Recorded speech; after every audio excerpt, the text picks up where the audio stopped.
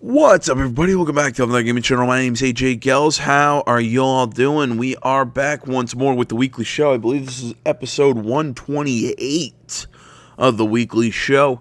If you're new to the program, basically what we do, we sit here, we talk video game news. You know, I gather articles, sometimes videos, when there's, videos to be seen. We gather all that stuff. We sit here and we just talk about articles. I give my opinions on them. If you ever see an article that you want to make sure is covered during the weekly show, send me a link in any of the social media or the comments. Or if after a show, you say, hey, you missed this article, send me a link or send me a link to a video or something, and I'll check it out, and I'll do another video for that and get it covered for you. Other than that, I got some interesting news this week. We had a Nintendo Direct. I was posting a bunch of stuff on Twitter. I mean, we saw that Katamari Damacy is coming to the Switch, Warframe's coming to the Switch, a whole bunch of Final Fantasies. Oh God, we have a new Animal Crossing. I think the Katamari Damacy one was the weirdest one to me, but I just didn't cover it. I don't have any of those just because I thought there was A, more interesting news, and B, it's just this game is coming to the Switch. End of article. So that's where those are. I don't think there's anything else. Ooh, wait, I did want to update you guys. We will be talking TGS. I think that's next week or this coming week. I believe it starts on the 20th or sometime around there. But I'll be doing coverage of the conferences, stage shows, and a lot of the news that's coming out of Tokyo Game Show, so stay tuned for that. And other than that, one last thing before we get into our first article, always remember that there will be timestamps and links to every article down in the description, just so you know when everything is talked about, and also you can go and give these outlets a click or two. Always helps them out, helps me out, yada, yada, yada. Wait, I'm going to be more clear about that. I don't make any money off of the clicks that you send to these websites. It's just, when it comes to news aggregation, these are the people who do the real news. I'm just some guy with an opinion. That's what I'm saying, All right, either way, on to our first article here. EA reportedly under criminal investigation in Belgium for refusal to modify FIFA loot boxes. Words are hard, guys. Article Jesse Wade. So as the title said, EA just can't seem to stay out of trouble. And I wrote an article on this. It's live over on the website. And man, as much as I have a problem with EA, as much as I don't like them, I like their games, I don't like EA, the company. I get a side with EA on this one, and because I thought these laws were a stupid idea to start with, and I think they're dumb now. Because I think that these are legislators who have no idea what a loot. I think they have a basic concept and basic understanding of what a loot box is, but to compare it to a slot machine, they're dumb. They have no idea about any of this stuff. But either way, let's hop in and I'll make comments as usual. See, your article reads, Electronic Arts has refused to comply with the Belgian government's gambling laws that were put in place earlier this year, which declared loot boxes in certain video games illegal. Not in certain video games, period. Due to this, the Belgian government has reportedly launched a criminal investigation into EA, according to Eurogamer.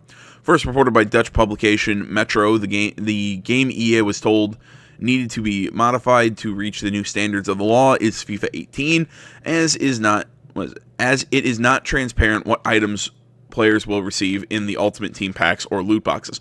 Oh, okay. So that's why the article says some games needed to modify. Okay. And here's our first problem. And where I fall in the loot box controversy, because I think there's a loot box issue within the gaming community. Everybody knows.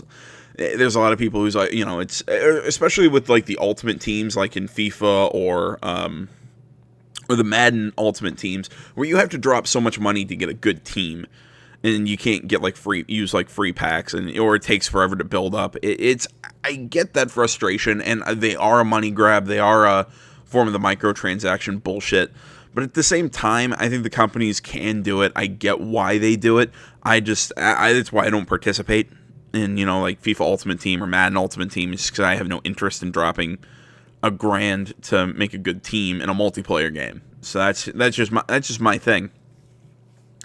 But the problem here is acting like, oh, it's bad that or it's not transparent that players will know what they're going to get out of these packs or these loot boxes. And I sit here and go, yeah, that's the point of a loot box.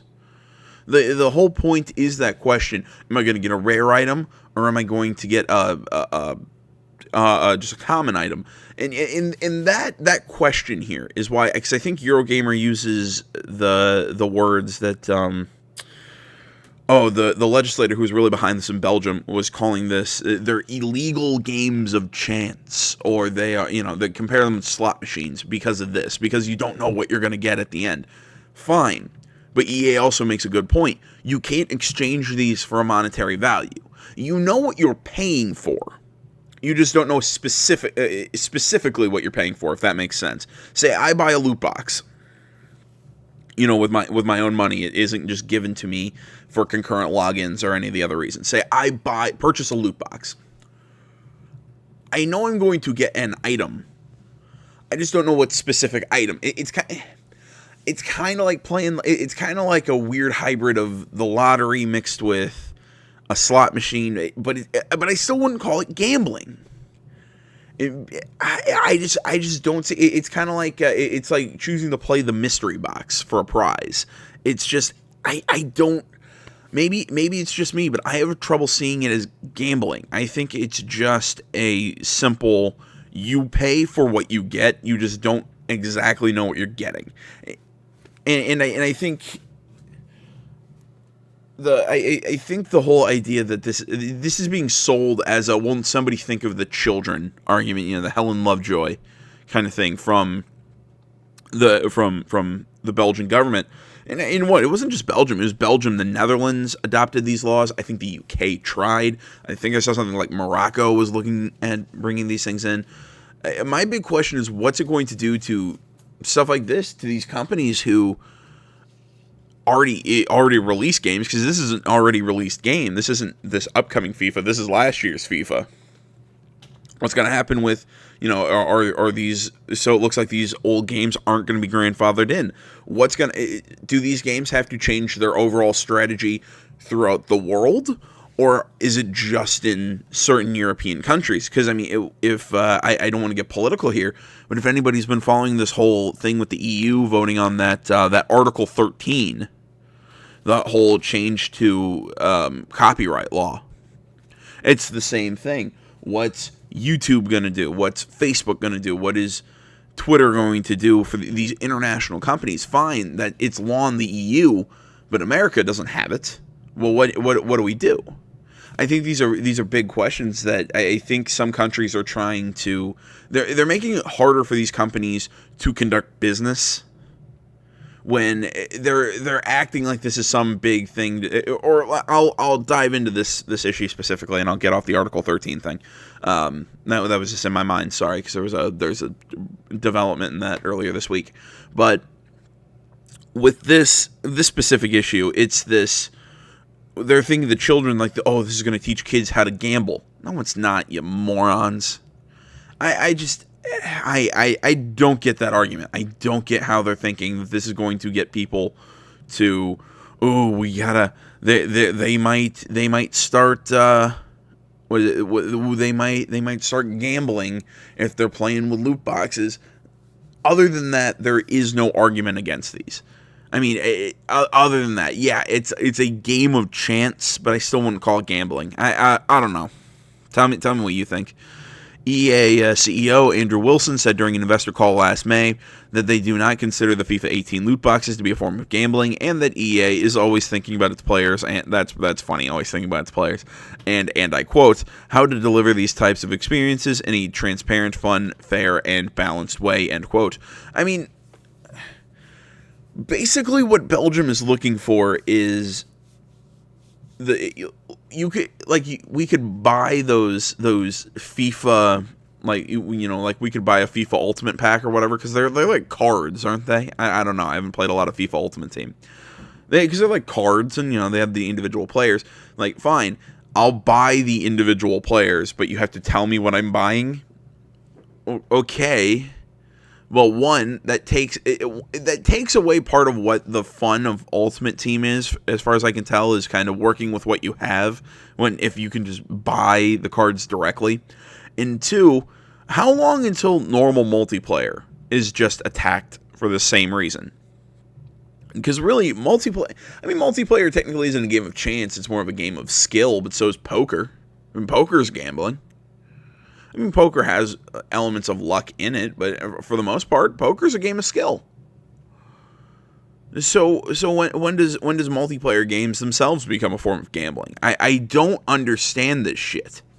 This just seems like needless regulation on an industry just to gain some sort of brownie points, or it's I hear a lot of people use this expression, and I like this. It's just to earn cookies, to earn people saying, good job, you're thinking of the children. No, it's bullshit. Let's continue here. And I quote, "We don't believe that FIFA Ultimate Team or loot boxes are gambling," Wilson said. "Firstly, players always receive a specified number of items in each FUT pack. And secondly, we don't provide or authorize any way to cash out or sell the items or virtual currency for real money," end quote. And I think that's the important part. They're not telling... They're the only reason they're keeping what's inside each individual pack, or the reason that the packs are randomized, is to keep an element of surprise and an element of mystery within the game. It's not to, and dear God, I'm defending EA hardcore right now. It's making me sick, but it makes sense why they don't tell people that. But again, they're not lying to you with how, like, you're getting what you paid for. You're paying for a specific amount of cards. You just do not know how many, or you don't know what each specific card is. And that's part of the game. And like I said, you can't make money off of this. You can't sell them. See here, Wilson had also said in May that EA is, and I quote, "working with all the industry associates globally and with regulators in various jurisdictions and territories, and have established that programs like FIFA Ultimate Team are not gambling," end quote. I believe they also said that, they don't, I think they also said back in like April or May that they don't see, God, I'm trying to remember exactly what quote I used. It was in a few different articles. I think it was Wilson or it was an EA spokesperson, but they said something along the lines of, look, when we launched these games, they were within the bounds of the law. We think they were done ethically, all this stuff. I mean, and I have to agree with them. Like I keep saying, I'm defending EA here. Again, as much as I don't like EA's practices, I think they make horrible decisions. Always thinking about the players. That's bullshit. But for the most part, I mean, they're right here. This isn't gambling. This is the Belgian government taking a massive overstep, and I think it's wrong. I flat out. See here, the Belgian Gaming Commission made the decision last April that certain loot boxes will be considered illegal in games due to the unknown virtual items players will receive. The decision was made shortly after the Netherlands announced the same outcome in terms of illegal gambling. The UK and New Zealand came to opposite conclusions, with the UK Gambling Commission stating that loot boxes are not gambling nor illegal under British law. Thank you, the UK. Like I said, I mean, the UK was... I didn't know New Zealand considered these. I knew the UK considered it. But, I mean, that's exactly right, though. I mean, they're not gambling. Like I said, you get what you pay for. You just don't know what's with it. That's like saying buying a trading card pack is gambling. Because it's the same concept. That's like going into the store. Hey, I'm going to buy a pack of Yu-Gi-Oh cards. I mean, that's still a big card game, right? But yeah, going in, I'm going to buy, or I'm going to buy a pack for Magic the Gathering or something like that, and I open it up. Like, I'm getting a specific amount of cards, and I'm getting what I paid for. I just don't know what specifically the cards are, because it's the fun, it's the randomness of collecting and building with what you have. That's the fun of the game. Again, so if Belgium wants to remain consistent, they got to go after trading cards. That's the only way to remain consistent here. Otherwise, it's complete bullshit. The Belgian Gaming Commission suggests that loot boxes be modified with clear labels of it being a form of gambling, which it's not, along with the odds of winning. There is no winning, son of a bitch! Oh my god. I'm sorry. I mean, let's see. They said that developers who do not comply will file criminal charges or will face criminal charges. You know what? I have something to add here for a second, but let's go on this along with the odds of winning. Well, they're technically 100% because you always get something. That's actually something that makes these completely different from a slot machine. With slot machines, you don't always win. You can put your dollar in or whatever. I played slots. It sucks. It's really boring. Like, I went to a casino once and saw. I mean, it was what, me and my dad were on a road trip. We saw this. You know, my dad works at a casino, and he's like, "Yeah, let's stop in," because he always likes to see what other ones are. So, okay, we're gonna go to the bathroom or whatever. So, you know, kind of walked around this casino floor, and you're seeing all these old people with this dead look on their face, just putting dollars into slot machines. And I'm walking around going, like, I'm looking at my dad going, like, are these people just here, like, waiting to die? Because that's what it looks like to me. It's like, I always thought of casinos as like adult Chuck E. Cheese's, and no, it's really depressing. But you don't always win with a slot machine.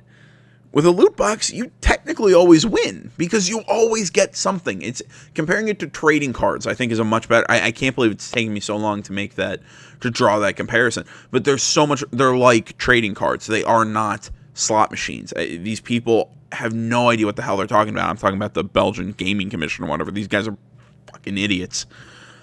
Sorry, I'm a little frustrated with these things. And now these criminal charges. I want to know, what the hell are they going to do to EA? I mean, EA is an international company. As far as I know, they're based out of the U.S. They might be Canadian, but I'm 90% sure they're a U.S. company. What the hell are you going to do to them? Like, does EA have to shut down? Are you going to jail Andrew Wilson in Belgium, or is it going to be a fine? Because I'm willing to bet you it's a fine, because you're going to find them guilty. Because technically, yes, they broke the law. I mean, but I will still sit here and should they have changed it? That's up to each individual to say whatever. I mean, stay within the law. But I mean, just fundamentally, these are not gambling. The Gaming Commission are filled with people who don't know what the hell gambling is, apparently. This is dumb. I mean, flat out. I keep saying that. This is just dumb. And I want to know we have the criminal charges being filed or whatever, but what's the punishment? What's going to happen? Are you going to take EA, like every employee of EA, and put them in Belgian jail? I think that'd be kind of funny, but but I want to know, what the hell are you going to do, Belgium, against EA? Ooh, you can't sell games in Belgium? Fine, what? Belgium's not a massive country.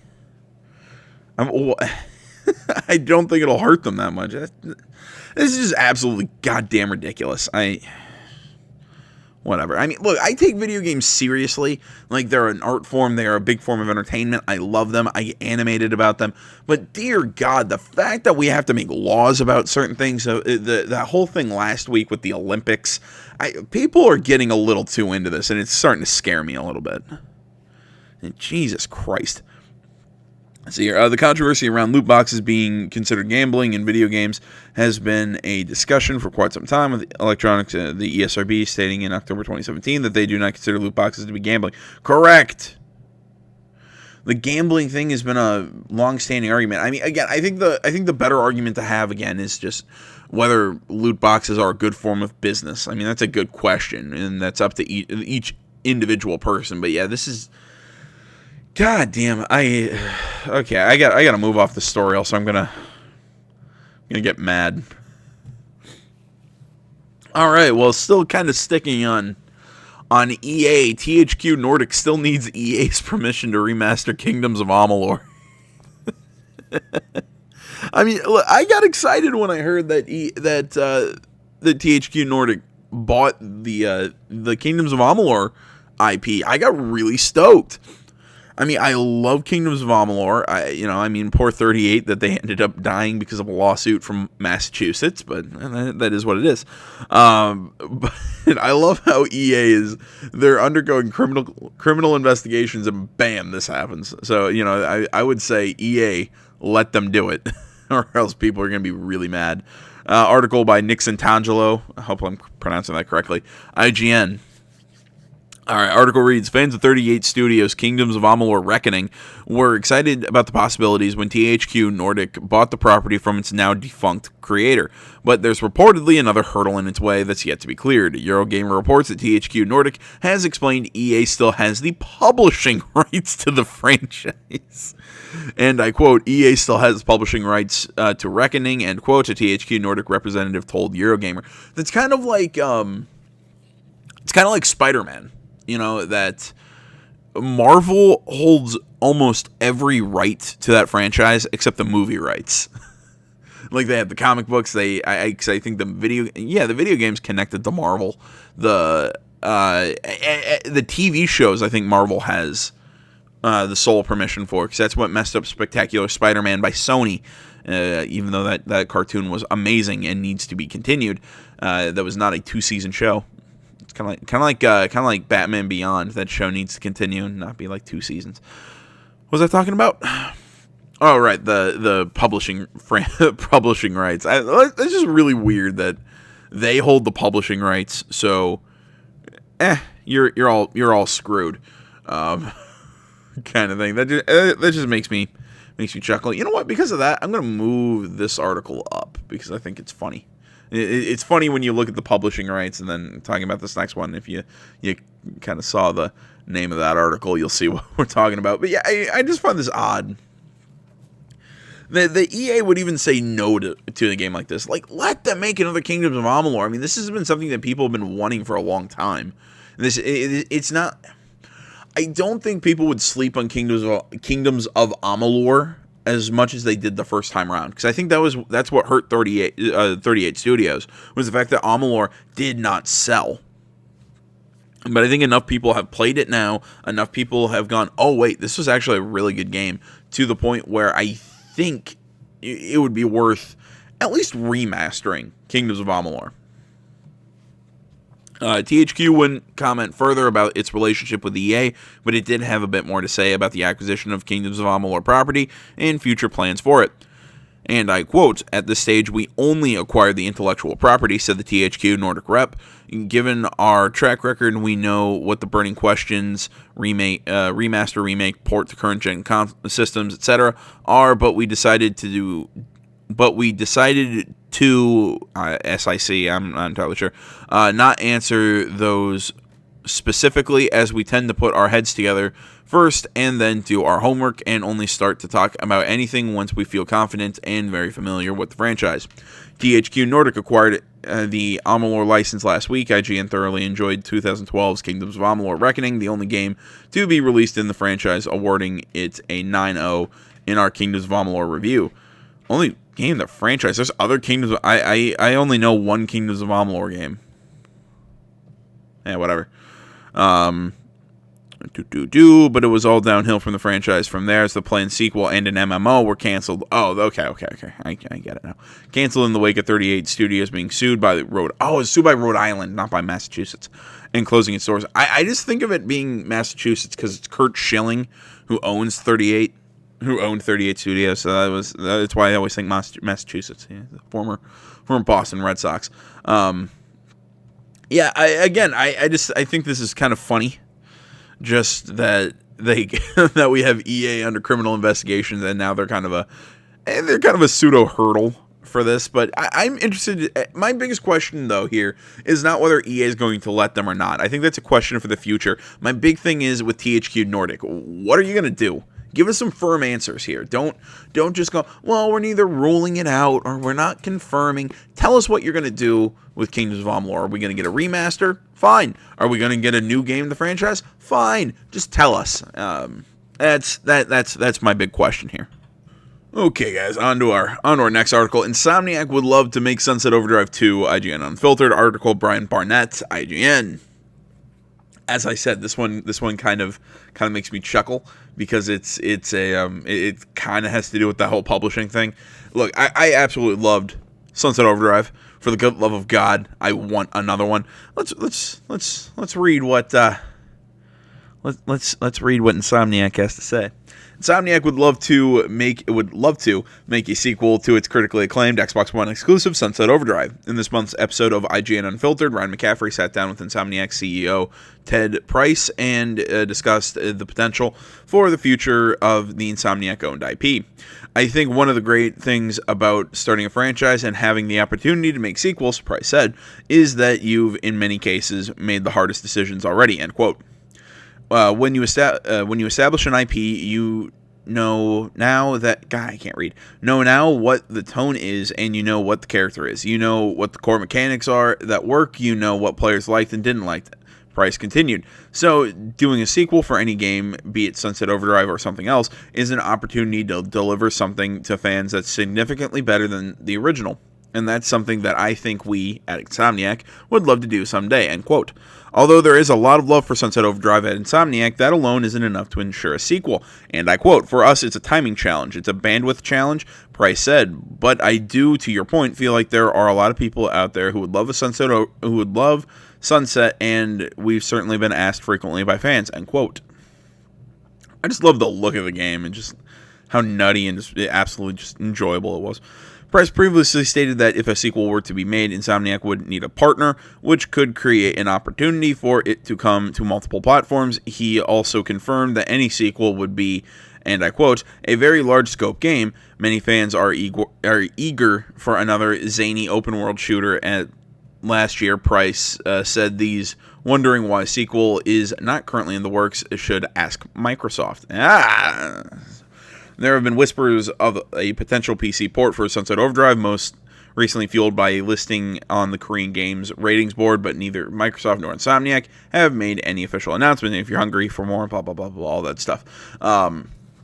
This article did tell me something, at least Sunset Overdrive is owned by Insomniac. See, I thought back when they said, the whole Ask Microsoft thing, I thought that was inferring that Microsoft actually owned the IP, or in a similar thing to the THQ Nordic, that they held like publishing rights or something like that. But at least we know that Insomniac owns it. But I cannot believe why no company wants to back them on this. I mean, Sunset Overdrive was amazing. Maybe it's because Sunset Overdrive's sales numbers might be a little skewed because it was a launch title. It was coming in a lot of bundles with the Xbox One. But I don't think I've met one person who played Sunset and said that game was god-awful. I think that a Sunset Overdrive 2, I mean, hell, they set up the sequel. I think a Sunset Overdrive 2 would kick ass. I think anybody would love to play it. I don't know. That was just a little short interlude article. Tell me what any of you guys think. Do you agree, disagree? Like that. Moving on to an article by on Destructoid by Chris Moyes. Catherine Full Body launches in Japan February 14th. A new trailer coming this week. And I love this game. I'm waiting for this, man. I'm waiting for Catherine Full Body. I absolutely loved the shit out of the original Catherine on the 360, and I need this. Speaking of the latest issue of Japanese publication Famitsu, Atlas has revealed the surrealist puzzle sequel, Catherine Full Body. It's not really a sequel, is it? It's more of a remake. Whatever. Catherine Full Body will not meet its intended winter 2018 release in Japan, but will be arriving on PS4 and PS Vita in time for Valentine's Day, February 14th, 2019. The remake to the weird but wonderful PS3 and Xbox 360 title will once again see neurotic protagonist Vincent battle within his heart, soul, and mind over a trio of characters, Catherine, and all-new third wheel, Rin, who are part of his living nightmare of a life. Players will guide Vincent through his weird, dramatic exploits while also taking on a fiendish while also taking on the fiendish puzzles that made the original title so addictive. Look, if you want me to explain to you Catherine, I can't do it. The game is... It's got aspects of so many different games. It's got like it's got a puzzle aspect. It's got kind of like a life aspect where you're kind of walking around talking to people in a bar. There's a lot of stuff within the game of Catherine that's really cool. Here's my suggestion: go find a Let's Play of it and check it out. It's a really neat game. I would argue there's not many games like it. I think you will become absolutely addicted to the game. Go check it out. Find a Let's Play. I plan on doing a Let's Play for Full Body when it launches out here in the West, but that's, for the future. I hear my cat doing something in the background. I just don't know what he's doing. Yes, Samori, you were right when you said, he's high on something. I just don't know what. Yeah, that's about right. This is an adorable little thing, though. Where are we? Although many elements of this re-release are still shrouded in mystery, Atlus has revealed that a new trailer will debut as part of an upcoming live stream, which will take place during September 15th at 1920 JST. I don't know. Catherine Full Body will also be fully playable at the Tokyo Game Show 2018, which takes place from September 20th. There we go. Catherine Full Body launches on PS4 and PS Vita in Japan February 14th, though the game has been confirmed for a Western release. There is no specific date. I'd say if it's February 14th in Japan, I'd go with probably a June-July release, and probably sometime in the summer, probably trying to split the two big release kind of times, being the early and later year. So I'd go, yeah, it's probably going to be a summer release out in the West. That'd be my guess. Okay, on to our next article. We're getting into the middle of things, but we got a pretty hefty one coming up next. Excuse me. Alan Wake is becoming a TV show, according to Nick Santangelo, IGN. Alan Wake still isn't getting the video game sequel the fans have spent years pining for. Dear God, Remedy. But Remedy Entertainment's paranormal adventure franchise will continue via another medium. Make another one. I will not stop screaming about this. I freaking want it. It's like Withdraw. Variety reports today that a live-action Alan Wake television series is in the works with Cloak and Dagger and Legion's Peter Calloway on board as showrunner and writer. The show will be executive produced by Remedy creative director Sam Lake, who created Alan Wake. Contradiction Films has partnered with Remedy to produce the show, but doesn't yet have a studio attached. The plan is to start pitching it in October once Calloway has finalized the details. And I quote, Alan Wake was basically a TV series that was put into a game, end quote. Contradictions, Thomas Harlan told Variety. That was Sam's vision. It was influenced by The Twilight Zone, Secret Window, Hitchcock, Northern Exposure, a lot of U.S. television. Yeah, that's about, yeah. Well, we plan to work closer with Sam on this show. Sam is a huge part of this. This is his baby, end quote. Remedy released the original Alan Wake on Xbox 360 and PC in 2010, and later followed it up with the 2012 Alan Wake American Nightmare. Still pretty fun. I gotta hand it to American Nightmare. It was pretty good. But while the first game was made on the scale of a AAA blockbuster, American Nightmare was something more akin to a side story, first releasing on Microsoft's Xbox Live Arcade, and while IGN thoroughly enjoyed Alan Wake, reviewing it at 9.0, we were less impressed with American Nightmare, awarding it 7.5. I can see American Nightmare placing lower than the original Alan Wake, but I wouldn't call it a 7.5. I'd give it an 8. I think American Nightmare was a lot of fun. I think of that one more like a story expansion, DLC or something like that, not a true sequel. I'm still waiting for that true sequel. As Harlan said, the games felt almost like shows turned into games, thanks to first being structured in an episodic format, despite being released as a singular game. See, if you're going to do something like that, like do that episodic thing, at least release it as one full game all at once. I'm looking at you, Hitman. That was a horrible way to do things with a Hitman game, in my opinion. I think that the story made no sense. Just because it was week after week after week after week, or not, it was like months apart from getting a short 30-second cutscene that nothing seems to tie together. It was overly confusing, and that's why I'm glad Hitman 2 is going to be one game. But I've spent a lot of time talking about that. Let's keep going here. American Nightmare, meanwhile, was structured like an episode of the in-universe Twilight Zone, like Night Springs. Remedy's next big game was Quantum Break, which was itself imagined as a fusion of television and video games. Honestly, again, I loved Quantum Break. I'm waiting for that sequel. For Quantum Break. Again, I feel like Remedy has so many great IPs that, like Alan Wake, then it did Quantum Break, and Quantum Break at the very end with the main character, leaning into that girl's ear, "I'll come back for you," and then going into time or whatever. For the love of God, I need these sequels. Now Remedy will dive into the world of TV proper by both revisiting Alan Wake's video game origins and expanding on them. And I quote, "The story of the original game is our starting point, the seed which will grow into the bigger story we're exploring in the show," Lake said. "We'll be expanding the lore of this crazy dark universe and diving deeper into certain aspects of it than the game ever," I still don't know what this is, "did," end quote. Lake also mentioned the multiple Alan Wake video game follow-ups Remedy workshopped over the years, some of the details and assets of which found their way to the public. Lake said there's currently no news to share about an Alan Wake 2 game, even though he said making one would be a dream of his. Still, he hopes to make it happen when the time is right, end quote, which publisher Microsoft has never felt it was. You know what? Because Microsoft is filled with morons. I said it. I fucking said it. Look, Microsoft has been putting out shit for the longest time. What are their big exclusives? Halo and Gears. And Halo, in my opinion, has pretty much died.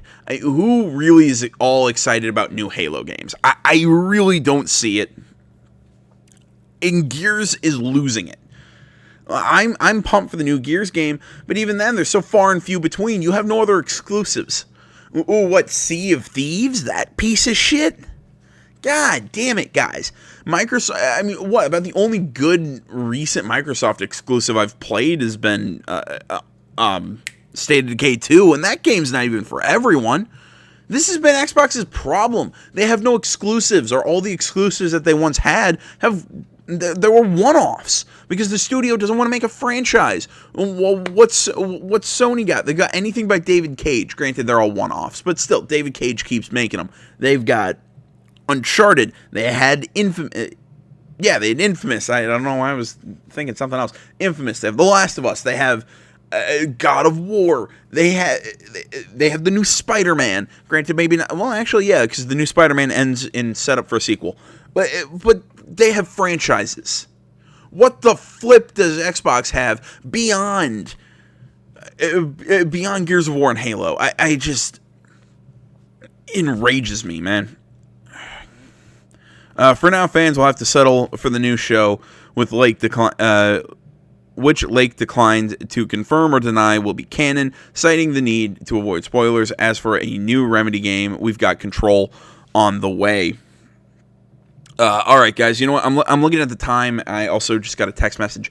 I'm being called into my office, so I'm gonna have to go. I know we have a few more articles left, and I will kind of do a break this into like a part 1, part 2. We will do part 2 either later today or sometime tomorrow. I want to say thank you so much for watching, everybody. As always, sorry to rush this ending, but like I said, I need to start getting ready and head into the office. Thank you for watching. Facebook, Twitter, the website, minds.com. Links, all that stuff can be found down in the description below. Like, comment, not already. Please subscribe to the channel. Stay tuned for more next time, but until then, my name's AJ Gels. This is the Untitled Gaming Channel. I'm out.